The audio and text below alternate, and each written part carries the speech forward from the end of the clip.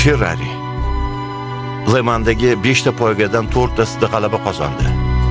Xuddi Ferrari'dek fikrlash kerak. Ferrari biz bir kunda ishlab chiqarganimizni yilda ham uddalolmaydi. Biz ular mahsulotiga sarflagan mablag'dan ko'prog'ini qahvaga ishlatamiz.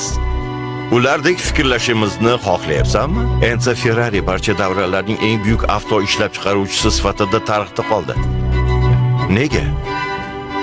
U hammadan ham ko'p mashina ishlab chiqargani uchunmi? Yo'q. Uning mashinasi qanday ahamiyatga egaligi tufayli. G'alaba. Ferrari Le Mans'da zafar quchyapti. Odamlar bu g'alabaga daxldor bo'lishni xohlaydilar. Ford belgisi g'alabaning sinonimiga aylansa nima bo'ladi?